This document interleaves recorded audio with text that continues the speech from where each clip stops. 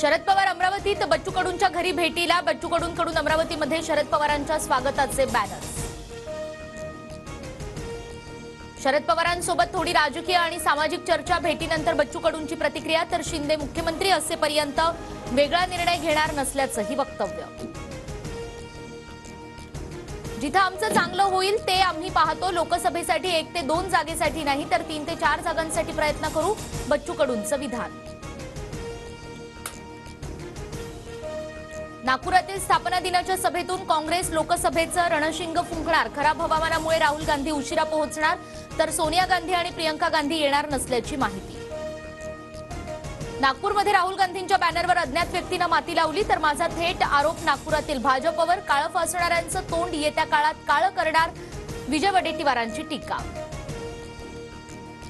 अयोध्येचा सातबाराही एका उद्योगपतीला देतील, अयोध्येतील भाजपचा कार्यक्रम संपल्यावर रामललाच्या दर्शनाला जाणार, संजय राऊतांचा हल्लाबोल। 20 जानेवारीला निघायचं ते आरक्षण घेऊनच यायचं, अंतरवाली सराटीतून बीड आणि अहमदनगर मार्गे पुण्याहून मुंबईपर्यंत पायी प्रवास, जरांगेंकडून आंदोलनाचा मार्ग जाहीर करणार।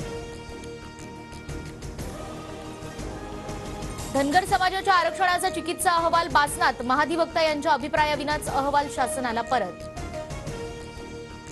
मुंबईतील जे रुग्णालयातील 900 निवासी डॉक्टर आजपासून संपावर, डॉक्टर महेंद्र कुराई यांच्या मनमानी कारभाराविरोधात डॉक्टर संतापले, कारवाई न झाल्यानं निवासी डॉक्टर आक्रमक।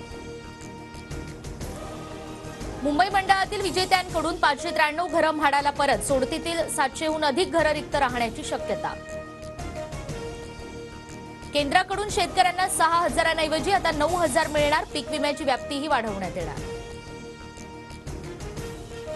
शिवडी न्हावाशेवा सागरी सेतूचं 12 जानेवारीला लोकार्पण होण्याची शक्यता, नाशिक दौऱ्यावरील पंतप्रधान मोदींची वेळ घेण्याचा राज्य सरकारचा प्रयत्न।